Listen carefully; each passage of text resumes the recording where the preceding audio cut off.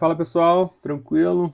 É, Hoje eu queria continuar do lugar que eu parei do vídeo passado, que foi justamente daquela frase que minha mãe sempre me falava, dentre milhões de outras frases que ela sempre me falava, e que acabaram moldando muito minha forma de pensar, sem eu nem saber, na verdade. Mas uma coisa que ela me falou a vida inteira, desde que eu era muito pequeno, é o seguinte: o meu direito termina quando o do outro começa. E o direito do outro termina quando o meu começa. O que quer dizer? Os meus direitos estão assegurados, mas os meus direitos não podem violar os direitos alheios. Além disso, os direitos, além desse fato, os direitos de todas as pessoas do universo, né? Aqui adotando a postura justnaturalista da Segunda Guerra Mundial, depois da queda do positivismo, como a gente já falou, é, o direito de todas as pessoas do mundo estão assegurados, tá? Mas os direitos de todas essas pessoas terminam quando o meu direito começa. Ou seja, as pessoas têm todos os direitos do universo, mas o direito delas não, o direito delas não pode respeitar o meu. Agora, isso abre margem, logicamente, como tudo no direito, né, como tudo na filosofia jurídica, para diversas interpretações, né? Se a gente for pensar, isso pode até ser usado como um argumento a favor da homofobia, né? Se a gente for radicalizar aí o pensamento para a galera mais que eu considero, com todo respeito aí com todo respeito não, né? Mas que eu não tenho respeito nenhum por essa galera. Mas se a gente for considerar os homofóbicos, eles vão dizer que o amor entre duas pessoas do mesmo gênero está, né, está atacando diretamente o direito deles. Tanto que, pô, muita gente aí das gerações mais antigas tem aquela velha máxima, tipo, no quarto faz o que quiser, mas na rua tem que respeitar o direito dos outros e tal. E hoje em dia isso vem sendo relativizado, a questão do crime de homofobia, que foi julgado pelo STF, o crime de racismo, que foi julgado pelo STF. Embora isso seja um ativismo judicial, que isso fica para um outro vídeo, né? Porque essa questão do STF é um pouco mais complicada, porque, né? Isso aí são assuntos que deveriam estar sendo tratados no poder eleito pelo povo, né? No Congresso, que são os representantes do povo e dos estados, né? Os senadores são os representantes dos estados e os deputados os representantes do povo. Antes que venham me atacar aqui, não estou criticando as decisões, não, muito pelo contrário. As decisões foram, a meu ver, corretas, mas elas são um pouco maquiavélicas no sentido de que os fins justificam os meios, né? Tipo, a gente tem que alcançar esse objetivo aqui, progressista, então vamos fazê-lo de qualquer jeito. Isso eu acho, na minha humilde opinião, considero um pouco perigoso, porque no momento o objetivo é a garantia de direitos e toda forma de garantias de direitos, seja para a esquerda ou para a direita, é importante. Mas quando o STF decidir ou começar a decidir pela remoção de direitos, aí nós teremos um problema, porque isso também seria competência do Congresso, tá? E aí, quando o STF começar o ativismo judicial sobre isso, nós teremos um verdadeiro problema, entendeu? Porque não é competência do STF. Mas aí são N questões, N variáveis, que vem aquela história que o Brasil é um país sistemicamente corrupto, que o povo não acredita no poder eleito, o povo não tem fé no poder eleito, e aí cobra o judiciário porque por algum motivo o brasileiro tem uma fé, ou tinha alguns anos atrás, hoje um pouco menos, o brasileiro tinha uma fé inabalável no funcionário público concursado. Isso é uma coisa que vem mudando, como diversas outras coisas. Uma coisa que me lembra aqui do nada é um pouco o movimento anti-vacina, né?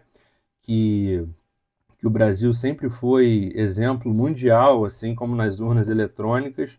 O Brasil sempre foi exemplo mundial na questão da vacinação, e aí a gente acabou importando essa questão do movimento anti-vacina, e, e isso é um exemplo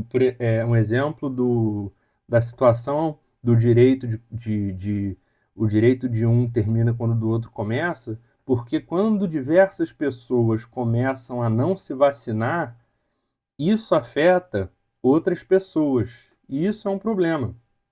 E porque a questão de muitas doenças estarem retornando, como a gente pode ver nos jornais aí, eu não vou lembrar exatamente os nomes das doenças, mas doenças que já estavam radicadas, que retornaram ao Brasil, ao mundo e tal, é muito em conta do movimento antivacina. Então, assim, eu sou extremamente crítico ao movimento antivacina, tá? Isso é uma coisa que eu preciso deixar bem claro, porque é uma coisa que, assim, quando a pessoa faz uma escolha pessoal, eu quero fazer uma coisa para mim, que não afeta a ninguém além de mim. Eu acho, pô, beleza, vai, tranquilo, você que manda, beleza. Mas a questão da vacina especificamente, tem toda a questão da imunidade de rebanho, aquela coisa toda que a gente foi martelado infinitamente lá na época da Covid.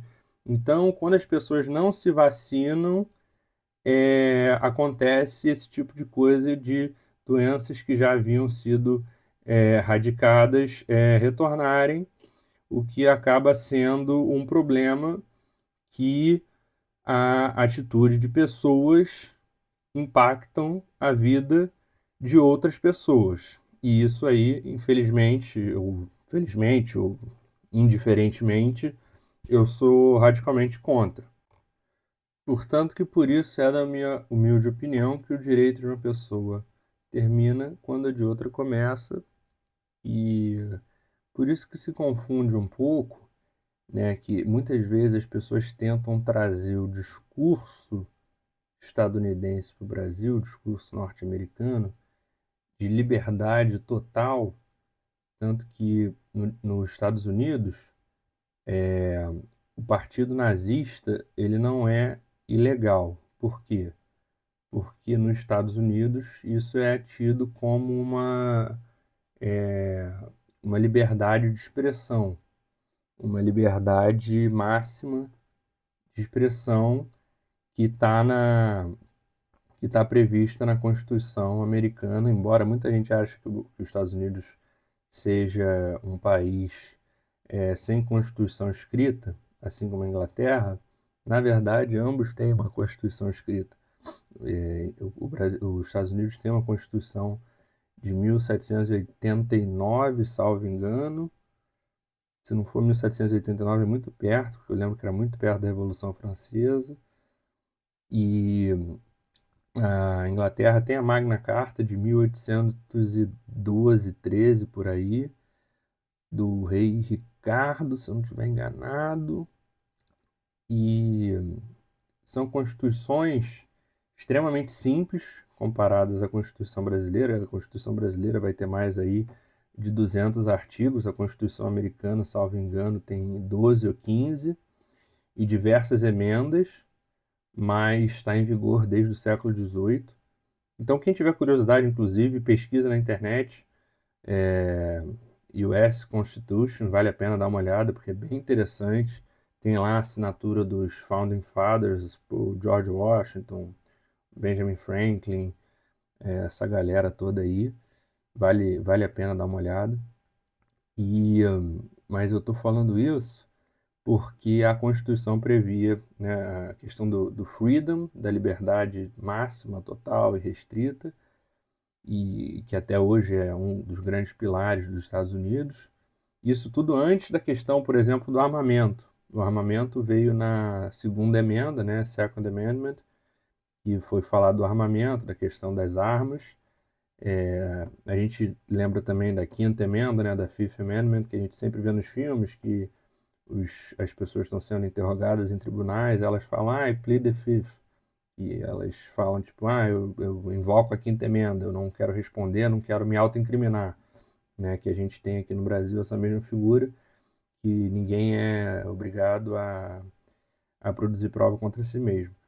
Mas a questão, os Estados Unidos têm uma liberdade de expressão, não sei se dá para dizer que é irrestrita, ou quase restrita, ou quase que totalmente restrita, não sei qual é o limite exatamente da liberdade de expressão dos Estados Unidos, mas eu garanto que é muito mais amplo que no Brasil.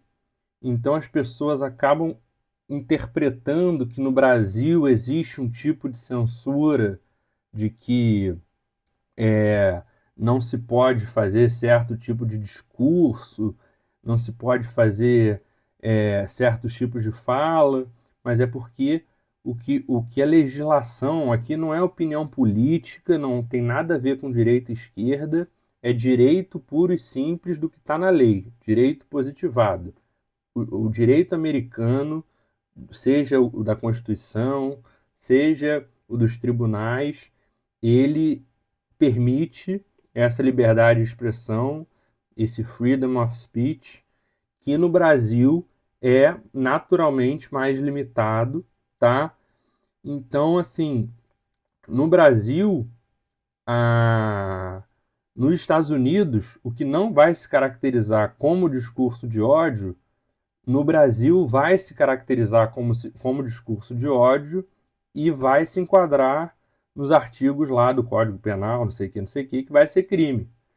Então as pessoas, muitas vezes, que têm desconhecimento desse fato, vão falar, tipo, nós vivemos numa ditadura, nós estamos cerceando nossa liberdade, mas na verdade não, tudo volta a esse fato. O seu direito termina quando o do outro começa. Você não pode ir na internet, entrar na internet e xingar as pessoas e fazer o que você quiser, achando que a internet é uma terra sem lei, porque você acha que não vai ter consequências, sabe? Porque aqui no Brasil a legislação não permite esse tipo de atitude, de discurso de ódio, de partido nazista, por exemplo. A gente teve esse episódio com, com o Bruno Ayub aí, que é conhecido como Monark, mas pô, me recuso a chamar um cara de quase 30 anos de Monark, que joga videogame na internet, mas que ele estava entrevistando o Kim Kataguiri e aquela Tabata Amaral, e aí acho que o próprio Kim ou a Tabata, alguém que é minimamente sensato, vira para ele e fala: pô, cara, mas você acha que devia existir um partido nazista no Brasil? Aí ele se diz libertário, né? Tipo, ele acha que ele é a favor da liberdade máxima de todo mundo, que todo mundo deve fazer o que bem entender e tal. Aí ele fala: pô, eu acho que devia existir um partido nazista no Brasil. Todo mundo viu essa história lá do Flow Podcast, né? Que entrevistava o Lula, o Bolsonaro, esses caras todos e tal. E aí no dia seguinte, na semana seguinte, o Monark foi expulso do Flow Podcast por causa disso. Então é um pouco nessa linha, sabe? Tipo, essa liberdade restrita que existe nos Estados Unidos por causa da ideia lá dos Founding Fathers, que tem a ver com a oposição à coroa britânica, porque a Inglaterra, naquela época, era uma monarquia que impunha diversos limites a a liberdade de expressão das pessoas. Quando os Estados Unidos foi fundado, quando os Estados Unidos ganharam a guerra de independência na Inglaterra, eles fizeram questão de botar lá na Constituição Americana de 1700, eu acho que 89, eles fizeram questão de colocar a liberdade máxima de expressão. Beleza, é a legislação, é o entendimento das cortes americanas, da Suprema Corte Americana. Aqui no Brasil a legislação é diferente. Só que quem não tem conhecimento disso tem muita dificuldade em entender que os países têm legislações diferentes. E aí entra um pouco do complexo de vira-lata também, de achar que os Estados Unidos, só porque são os Estados Unidos, são infinitamente melhores que o Brasil em tudo, então tudo que eles fazem estão certos, tudo que o Brasil faz está errado. E assim, não estou dizendo que o Brasil é perfeito, o Brasil está longe de ser perfeito, o Brasil, porra, tem milhões e milhões e milhões, milhões de problemas, já estou ficando com sono, cansado, desigualdade social, pobreza, essa desgraça, roubalheira, corrupção, mas aqui tem essa questão da liberdade, da limitação da liberdade de expressão. A pessoa não pode sair na rua falando o que ela bem entender e achar que não vai enfrentar as consequências penais cabíveis, penais e cíveis cabíveis, sabe? Embora lá nos Estados Unidos seja algo mais relativizado, sabe? Também não vou dizer que é infinito, porque lá nos Estados Unidos eu confesso que eu não sei como funciona a lei de racismo, mas eu imagino que tem alguma coisa de racismo, de homofobia lá também hoje em dia. Mas eu sei que aqui, hoje em dia, tem essas questões todas dos crimes hediondos e tal, e não sei o quê. Então, a liberdade de expressão no Brasil é mais limitada, sim, por essa razão do direito, do meu direito terminar quando da pessoa do meu lado começa, e eu não posso simplesmente falar o que eu quero e não sofrer consequência nenhuma. E é isso, tá? Acho que por hoje é isso.